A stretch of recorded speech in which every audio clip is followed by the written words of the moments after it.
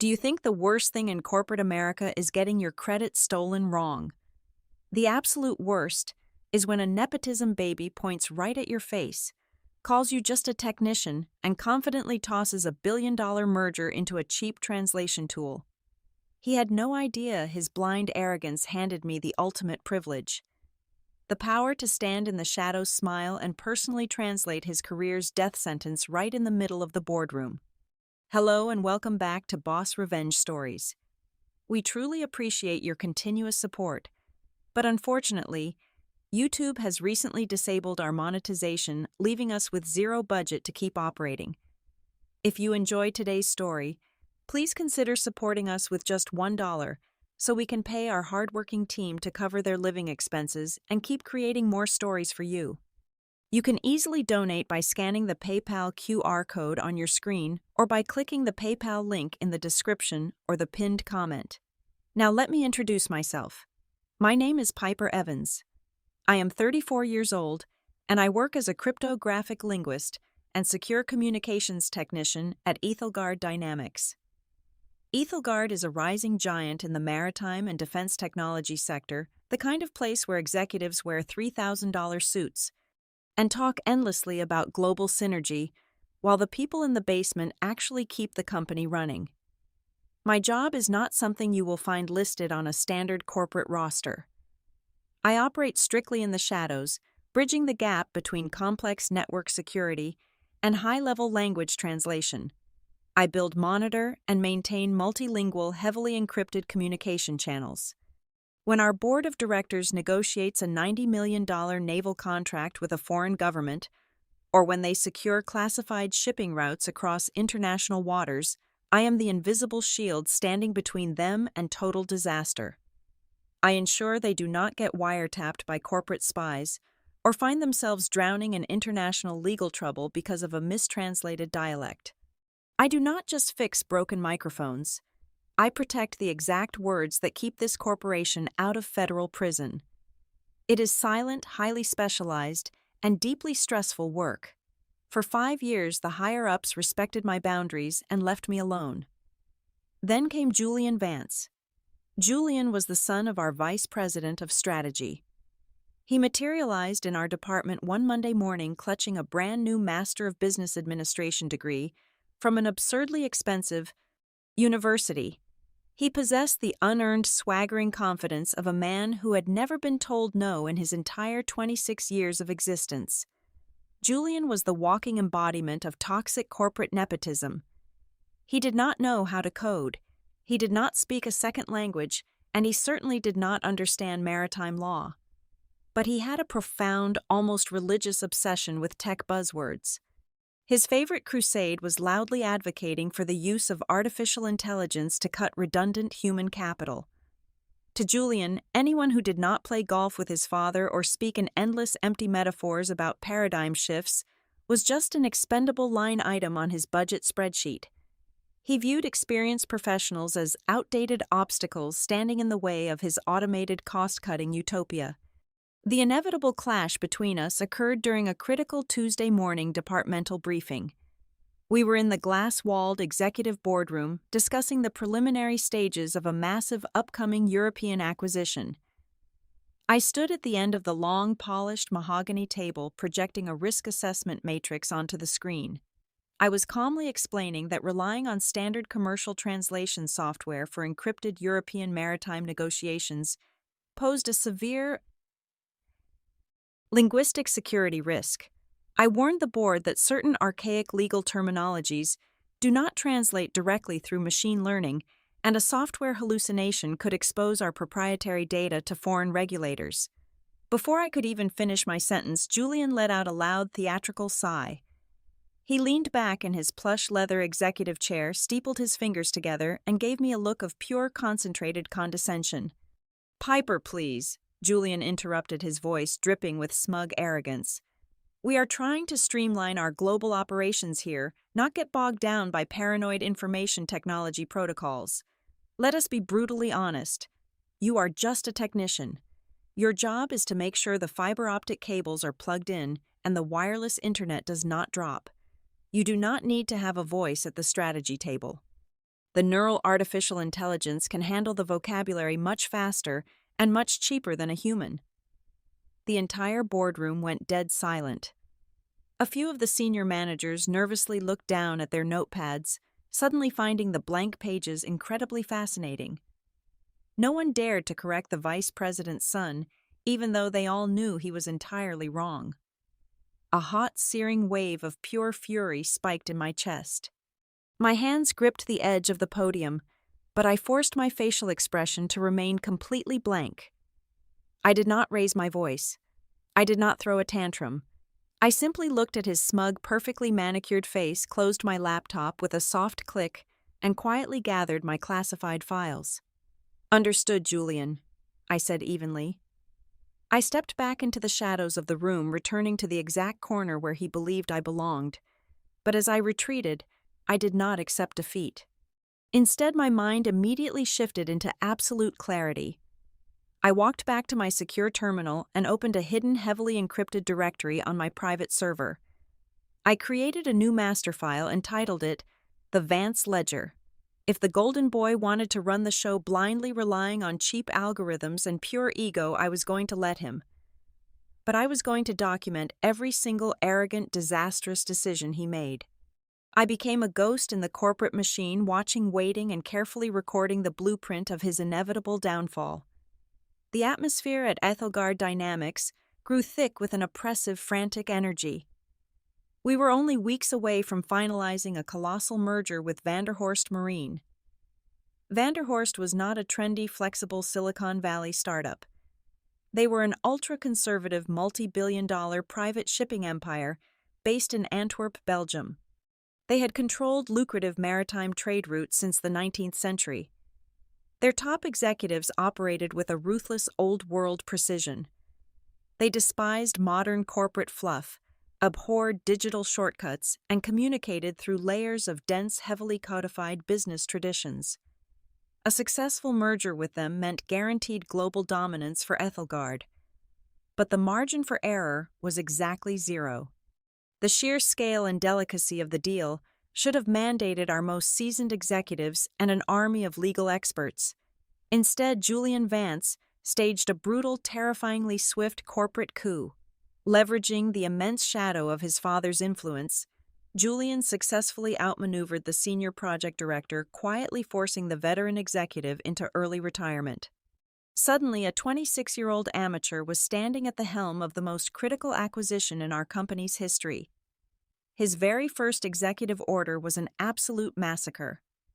In a single Tuesday afternoon, he unceremoniously fired our entire in-house European translation desk. 7 brilliant, highly certified human linguists were handed cardboard boxes and escorted out of the building by security. Julian immediately called an emergency town hall meeting to announce his brilliant cost-saving strategy to the surviving staff. "Human translation is a slow, archaic bottleneck," he declared, pacing the auditorium stage with a wireless microphone exuding an utterly unearned confidence. "We are transitioning 100% of our cross-border communications to Neural Translate." He conveniently failed to mention that Neural Translate was a beta-stage artificial intelligence software developed by his former college roommate.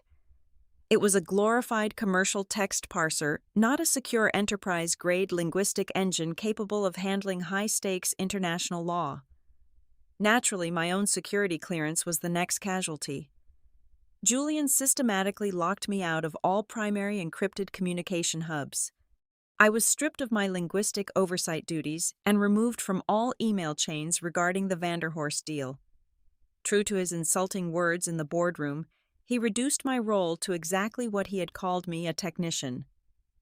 My daily tasks now consisted of routing audio cables, testing microphone feedback for his endless presentation rehearsals, and making sure the digital projectors in the main conference room had the correct color saturation.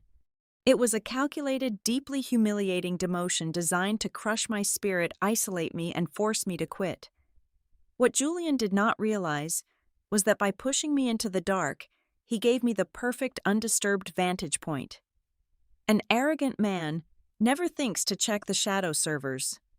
While Julian paraded around the glass executive suites upstairs, I spent my days quietly sitting in the subterranean server room, wrapped in a thick woolen sweater against the aggressive air conditioning.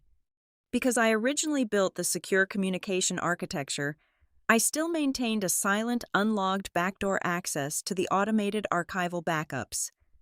Every single email, every drafted contract revision, and every encrypted message sent between Ethelgard and Vanderhorst passed silently through my secondary monitors. It did not take long for the inevitable disaster to unfold. Watching the neural translate software attempt to process Vanderhorst Marine's communications was like watching a massive freight train derail in slow motion. The Belgian executives did not write in simple modern Dutch. When discussing high-stakes liability risk distribution and equity division, the Vanderhorst tycoons utilized a highly complex, archaic Flemish dialect.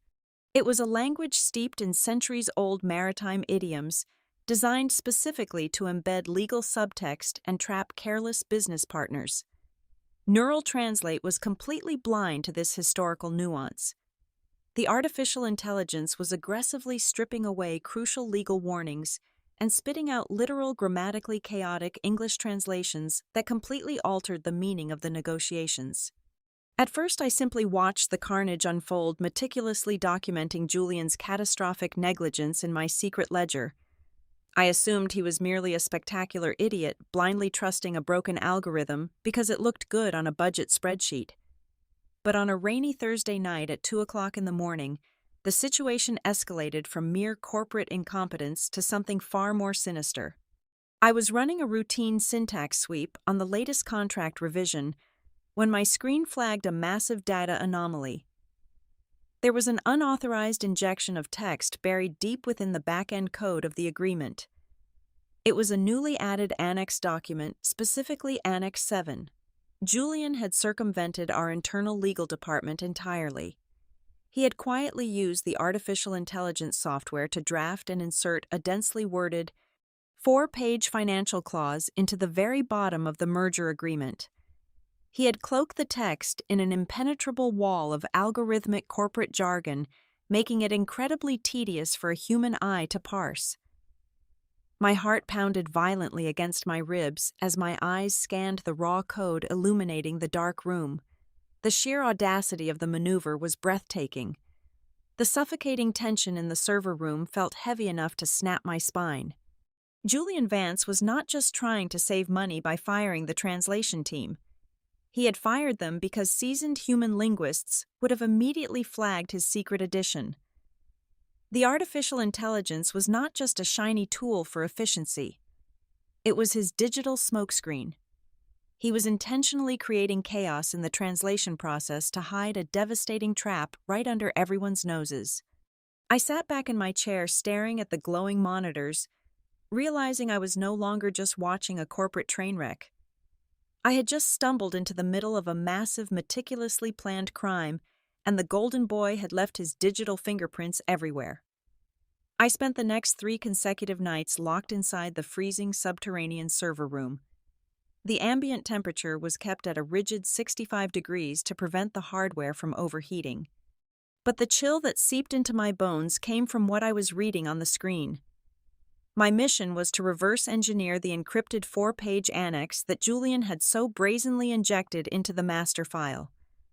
Because he had run the document through Neural Translate, the text was a mutated hybrid of convoluted legal jargon and nonsensical synthetic language.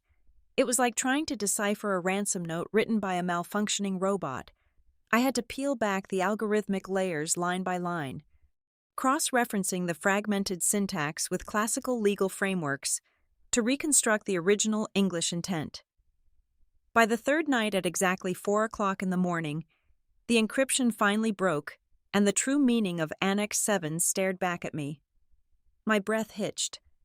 I felt a cold sweat prickle the back of my neck. This was not a standard liability waiver or an obscure regulatory loophole. It was a meticulously constructed financial siphon.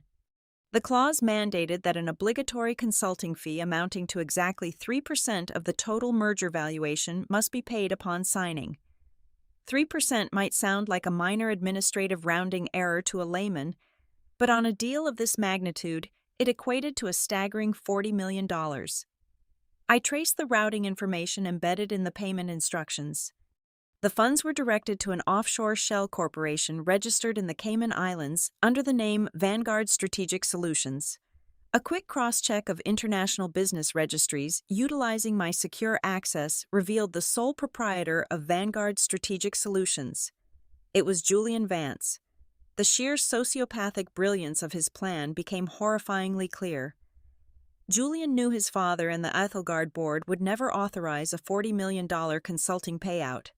He also knew that the Belgian partners would heavily scrutinize every standard financial clause. So he weaponized his own incompetence. By using the untested artificial intelligence software, he intentionally scrambled the text into an unreadable mess of contradictory technical terms. He was banking on a digital feedback loop. He believed the software would translate his chaotic English into chaotic Flemish, blinding the Belgian lawyers. He assumed the Belgians, desperate to keep the deal moving forward, would simply use their own commercial translation software to convert it back to English. This would create an endless cycle of linguistic static where no human being actually understood the 4 pages, but both sides would eventually sign out of sheer corporate fatigue, assuming the other side had verified the legalities. But Julian had made a fatal miscalculation. He severely underestimated the patriarch of the Belgian Empire, Henrik van der Horst. Henrik was a ruthless old-school shipping magnate who did not survive 50 years in the cutthroat maritime industry by signing documents he did not understand. As I monitored the inbound server traffic, I noticed a pattern in the email replies sent directly from Henrik's private terminal. Henrik was highly suspicious of the sudden change in the negotiation tone and the bizarrely worded annex. To test the waters, the Belgian tycoon began embedding archaic Flemish maritime idioms into his responses. These were severe culturally specific metaphors used by sailors to signal impending doom or broken trust. One email explicitly stated they were navigating a ship with a rotten hull into a hurricane. Another warned that a captain who steals from the cargo hold will be fed to the sharks. I watched in absolute disbelief as Julian's prized neural translate software intercepted these grave-threatening emails. The artificial intelligence completely stripped away the cultural context and the underlying hostility. Instead of warning Julian that the multi-billion-dollar deal was on the verge of collapsing and that the Belgians suspected fraud, the software cheerfully translated Henrik's ominous warnings into polite, enthusiastic corporate pleasantries. The threat about the rotten hull and the hurricane was translated as a heartfelt message saying they were excited to sail into a bright and sunny future together. The warning about feeding a thief to the sharks was converted into a warm compliment about enjoying a seafood dinner upon arrival. Julian was sitting upstairs in his executive suite reading these automated translations, blissfully convinced that he had successfully outsmarted a cartel of billionaire shipping tycoons and secured his $40 million payday. He was completely blind to the fact that he was walking straight into a trap set by furious international partners. I stared at the glowing server logs, holding the ultimate proof of his embezzlement and his monumental stupidity. Standard protocol dictated that I should immediately report this to the legal department or the vice president. But doing so would only allow Julian's father to quietly sweep the scandal under the rug, protect his son, and fire me for unauthorized system access. Instead, I securely copied the original source code, the true translations, and the routing numbers onto an encrypted offline flash drive. I wiped my digital footprints from the server logs, locked the evidence away in my personal vault, and decided to let the golden boy continue building his own gallows. I would not say a single word. I would simply wait for the Belgians to arrive. The Van der Horst delegation finally arrived in the United States on a dreary Monday morning. If Julian had possessed even a single ounce of self-awareness, he would have recognized that Henrik van der Horst and his board of directors were not men who appreciated theatrical nonsense. Henrik was a man in his late 60s with a face weathered by decades of salt air and ruthless negotiations. He walked into the Ethelgard executive suite, wearing a bespoke charcoal suit flanked by 4 equally terrifying Belgian executives. They moved with the synchronized silent precision of a wolf pack. Julian, however, treated their arrival like he was headlining an electronic dance music festival. He had completely transformed our primary glass boardroom. As the Belgians took their seats, Julian dimmed the overhead lights and activated a pre-programmed pulsating electronic background track. I stood rigidly in the far corner of the room, clutching a control tablet, forced to manage the audio-visual feeds. I watched in sheer unadulterated horror as Julian paced the front of the room, wielding a green laser pointer like a magic wand. His presentation was a masterpiece of absolute hollow garbage. He had commissioned a graphics team to create 50 slides filled with meaningless charts that always pointed up and to the right, signifying absolutely nothing. He bombarded the Vanderhorst delegation with aggressive hand gestures, confidently lecturing these lifelong industry titans about leveraging synergistic paradigms, disrupting the legacy maritime ecosystem, and actualizing scalable holistic bandwidth. He sounded like a malfunctioning corporate soundboard that had been programmed by a cheap motivational speaker. The Belgians did not nod. They did not take notes. They sat with their arms tightly crossed, their expressions frozen into masks of impenetrable ice. When Julian finally paused his chaotic performance to ask for questions, the room felt like a pressurized submarine cabin about to implode. Henrik Vanderhorst leaned forward slowly, resting his heavy gold-ringed hands on the table. He locked his cold gray eyes onto Julian and spoke in a low, gravelly voice. He used a very specific traditional Flemish phrase regarding anchor risk responsibility.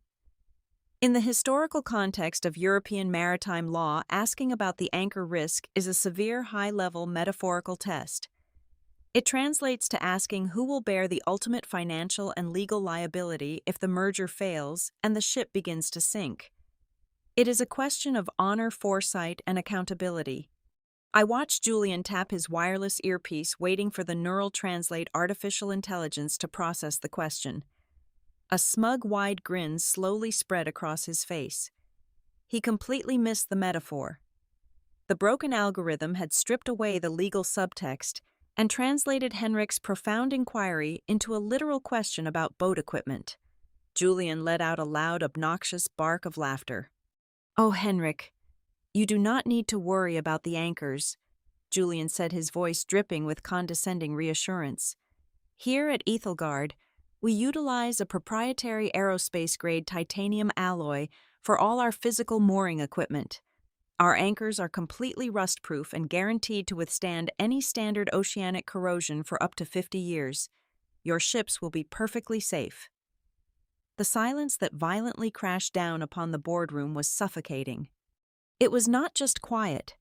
It was the kind of heavy, terrifying dead air that precedes a catastrophic collision. The electronic background music softly pulsed in the background, making the moment feel even more excruciatingly absurd. I glanced over at the Vice President, Julian's father. For the first time since the merger discussions began, the older man's confident posture fractured. He shifted uncomfortably in his leather chair, a look of dawning panicked realization flickering behind his eyes. He might not have spoken Flemish, but he could read the temperature of a room, and the room had just dropped below freezing. Yet oblivious to the monumental disaster he had just triggered, Julian kept rambling, arrogantly expanding on the tensile strength of our titanium chains. From my designated corner in the shadows, my fingers hovered over the digital audio interface on my tablet. My eyes flicked across the long mahogany table and locked directly onto Henrik Vanderhorst. For a fraction of a second, the stoic billionaire stopped staring at Julian and looked past the projector glare right at me. He saw the absolute exhaustion in my posture. He saw the grim, knowing intelligence in my eyes. I made a deliberate, calculated decision. I swiped my thumb across the tablet screen and manually killed the artificial intelligence audio feed and the noise cancellation matrix for exactly 2 seconds. The sudden drop in ambient digital static created a vacuum of sound in the room. In that brief, unprotected window of absolute silence, I let out a long, heavy, and deeply exasperated sigh. It was not loud, but it carried perfectly across the polished wood. Henrik heard it. He saw the subtle, dismissive shake of my head. The corner of his mouth twitched barely a millimeter, acknowledging the shared understanding. I immediately reconnected the audio feed, fading back into the wallpaper as an invisible technician leaving Julian to happily continue digging his own professional grave with a titanium shovel. The executive dinner that evening was hosted in the subterranean private dining vault of the city's most exclusive, outrageously expensive seafood restaurant. The lighting was impossibly dim, casting long, sharp shadows across the crystal glassware and silver cutlery. It was supposed to be a celebratory 5-course meal to cement the final stages of the merger. Instead, the atmosphere was as suffocating and volatile as a sealed room slowly filling with natural gas. Every forced smile, every polite cough, and every clink of a fork felt like a spark threatening to ignite a massive explosion. The Ethelgard executives, including our chief executive officer and Julian's father, desperately tried to project an aura of wealthy, relaxed hospitality. They raised their crystal flutes filled with vintage champagne, attempting to initiate a ceremonial toast. The Vanderhorst delegation did not even touch their glasses.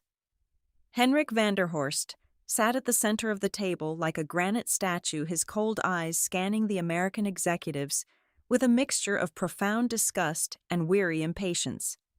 The champagne bubbles went flat in the paralyzing silence. Then the ticking bomb finally detonated.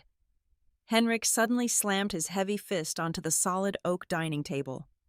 The brutal percussive crack echoed through the private vault, causing the fine china to violently rattle. He completely abandoned his heavily accented, polite English.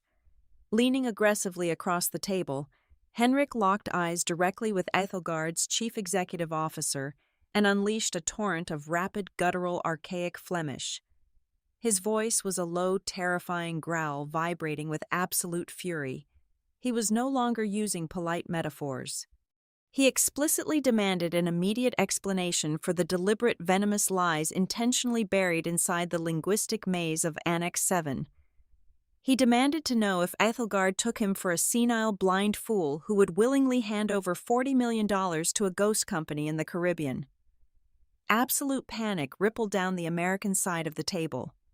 The chief executive officer, completely bewildered and completely oblivious to the embezzlement scheme, looked around in sheer terror. He did not speak a single word of Flemish. He desperately turned to Julian, the supposed mastermind behind the translation protocol. Julian was rapidly disintegrating. Beneath the warm, ambient lighting, his face had lost all color, taking on the sickly pale hue of spoiled milk. He frantically fumbled with his smartphone under the edge of the tablecloth, desperately trying to boot up his precious artificial intelligence application. But the restaurant environment was a nightmare for the glitchy software.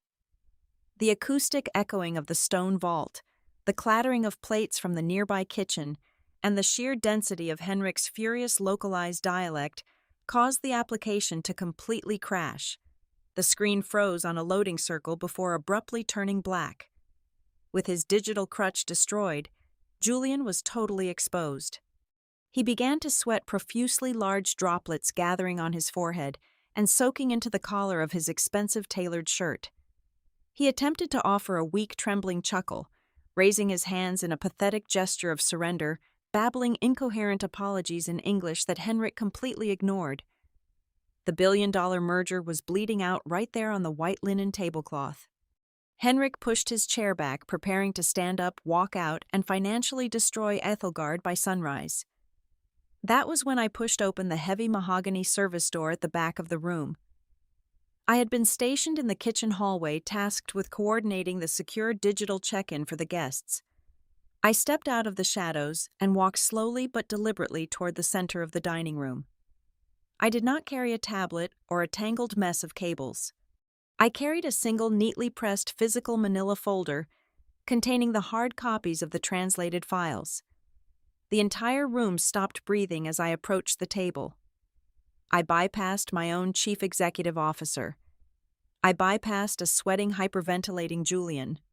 I stopped directly across from Henrik Vanderhorst, squared my shoulders, and met his furious gaze without blinking. When I spoke, my voice was calm, resonant, and entirely stripped of any American hesitation. I addressed him in flawless, immaculate high register Flemish. Mr. Vanderhorst. I began my words, cutting through the tension like a scalpel. A ship built on rotten timber will inevitably drag its crew to the bottom of the sea. We do not intend to sail on rotten timber. The anomalies you have identified are severe, but they do not reflect the integrity of this corporation. Give us the night. Tomorrow morning, at 8 o'clock sharp in the main boardroom, I will personally dissect every single syllable of Annex 7 under a microscope for you. I had deliberately used the exact family proverb he had embedded in his earlier emails. It was a signal of ultimate respect and a confirmation that his warnings had in fact been received and understood by at least one competent human being in the building. Henrik's rigid posture slightly softened. He studied my face intently for a long, heavy moment, searching for any trace of deception. Finding none, he gave a single curt nod. 8 o'clock, Henrik replied in English, his voice like grinding stones. Not 1 minute later. He stood up, signaled his men, and the Belgian delegation marched out of the restaurant without looking back. The Ethelgard executives slumped in their chairs, exhaling shaking breaths of temporary relief. But as I turned to leave the room, my eyes briefly locked with Julian's. His face was contorted into a hideous mask of pure, unadulterated hatred and paralyzing fear. He finally realized that the invisible technician he had so arrogantly dismissed was the only person holding the detonator to his entire life. At exactly 8 o'clock the following morning, the atmosphere inside the primary executive boardroom was so dense and volatile, it felt like trying to breathe underwater. The entire board of directors for Ethelgard Dynamics had been summoned overnight. They sat rigidly along one side of the massive polished table. The chief executive officer looked pale and exhausted, nursing a black coffee. Next to him sat the vice president of strategy, Julian's father, who was nervously tapping his expensive pen against his leather notepad. On the opposite side of the room sat Henrik Vanderhorst and his 4 Belgian executives, forming an impenetrable wall of tailored suits and silent judging hostility. And then there was Julian. He was pacing at the front of the room like a cornered animal. The unearned swagger and the shiny corporate buzzwords from the previous day had completely evaporated. His designer suit looked suddenly too large for his shrinking posture. His eyes darted frantically around the room, eventually landing on me as I stood silently by the equipment cart in the back corner. In a final desperate bid for survival, Julian decided to play his only remaining card. He decided to scapegoat the invisible help. Listen to me, everyone. This is all a massive misunderstanding caused by gross technical incompetence, Julian stammered, his voice cracking as he aggressively pointed a trembling finger directly at my face. The artificial intelligence software is flawless. It was the network. She is the one responsible. Piper was angry about her demotion. She is just a disgruntled technician, and she deliberately sabotaged the internal servers to corrupt the contract files. She fabricated this entire crisis to make me look bad. The room fell dead silent. All eyes turned toward me, waiting for a frantic denial, a tearful defense, or an angry outburst. I gave them absolutely nothing. I did not raise my voice. I did not bother defending myself against his pathetic accusations. I simply picked up my personal laptop, walked slowly to the front of the room, and bypassed Julian entirely. I plugged my device directly into the master projection system. With a single keystroke, the massive floor-to-ceiling digital screen behind Julian flared to life. There were no flashy graphics. There were no empty motivational phrases. The screen was brutally divided into 3 stark columns. Let us completely bypass the technical excuses and look directly at the anatomy of a crime, I announced. My voice was calm, razor-sharp, and projected with absolute, unquestionable authority. What you are looking at is the encrypted financial code buried at the very bottom of the new merger agreement, specifically Annex 7. I highlighted the first column. This is the original English text drafted in secret outside of our legal department's oversight. I moved to the second column. This is the catastrophic hallucinated garbage that the unverified artificial intelligence spat out. which nearly destroyed our relationship with the Vanderhorst family by translating severe legal boundaries into literal nautical nonsense. Then I highlighted the third and final column, turning the text bright, unforgiving red. And this is the actual legally binding translation of what Annex 7 truly demands. I turned away from the screen and locked eyes with the chief executive officer. I began to live translate the hidden clause projecting every word clearly into the silent room. Annex 7 mandates an obligatory non-negotiable consulting fee to be paid immediately upon the signing of this merger. That fee is locked at exactly 3% of the total valuation of the deal. 3% equates to $40 million. Furthermore, the clause dictates that this $40 million must be routed entirely offshore, directed into a private shell company located in the Cayman Islands. The vice president stopped tapping his pen. His face lost all its color, turning the sickly shade of wet ash. "A shell company," he whispered, his voice barely audible. "Who owns it?" "The company is registered under the name Vanguard Strategic Solutions," I replied smoothly. With another click of my keyboard, I brought up the corporate registry documents I had extracted from the global financial database. The sole proprietor of Vanguard Strategic Solutions is Julian Vance. A collective gasp echoed through the Ethelgard executives. The sheer audacity of the embezzlement scheme paralyzed them. But I was not finished. Julian opened his mouth to scream a denial, but I cut him off by bringing up the final piece of evidence on the giant screen. And just to eliminate any lingering theories about rogue technicians or hacked servers, I continued, my tone dropping to an icy chill. Here is the internal digital footprint. This is the exact Internet Protocol address and the encrypted timestamp showing who manually typed, authorized, and injected Annex 7 into the master file at 2 o'clock in the morning. The digital signature does not belong to a technician. It belongs to the executive terminal in Julian Vance's private office. He fired the human translation department so no one would catch him stealing $40 million. The silence that followed was total and absolute. It was the sound of a career, a reputation, and a legacy being entirely incinerated.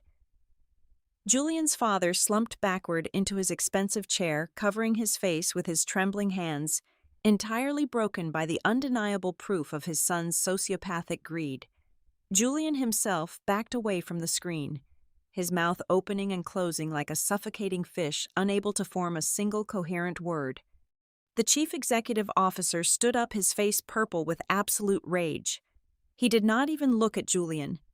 He simply picked up his desk phone and quietly instructed corporate security to come to the boardroom immediately. Henrik Vanderhorst, who had remained perfectly still throughout my entire presentation, finally moved. He slowly buttoned his charcoal suit jacket, stood up from the table, and looked directly at the Ethelgard board of directors. Vanderhorst Marine does not do business with thieves, and we certainly do not do business with fools, Henrik stated, his heavy voice echoing like thunder in the room. He then turned his cold, calculating gaze toward me. A genuine look of profound respect crossed his weathered face. "However, we do recognize competence when we see it. I will sign this merger agreement today on one absolute condition. The boy is gone, and this woman is immediately promoted to the Global Director of Compliance for the entirety of our joint operations. If she is not sitting at the strategy table, my ships do not sail." 2 burly corporate security guards entered the room. They silently flanked a weeping, hyperventilating Julian, stripping him of his corporate access badge, before forcefully escorting him out of the boardroom and out of the building to face a massive financial fraud investigation. The chief executive officer looked at Henrik, then looked at me. Without a second of hesitation, he nodded his head in absolute agreement. I took a slow, deep breath, letting the incredible weight of the past few weeks finally slip from my shoulders. I reached up to the collar of my shirt, unclipped the cheap plastic name tag that read "Technician," and casually tossed it into the wastebasket by the door. I walked past the empty chair where Julian had just been sitting, stepped up to the head of the polished mahogany table, and opened the clean, newly printed master contract. It was time to get to work. Thank you so much for taking the time to listen to this story today. We would love to know where you are listening from, so please let us know in the comments below. If you enjoyed this journey and want to see our channel survive the recent YouTube monetization cuts, please consider supporting us with just $1. Your donation goes directly toward paying our hardworking team, helping them feed their families, and allowing us to continue creating high-quality stories for you. You can easily help out by scanning the PayPal QR code currently on your screen or by using the PayPal link provided in the description and the pinned comment. Thank you again for being such an incredible audience, and we will see you in the next story.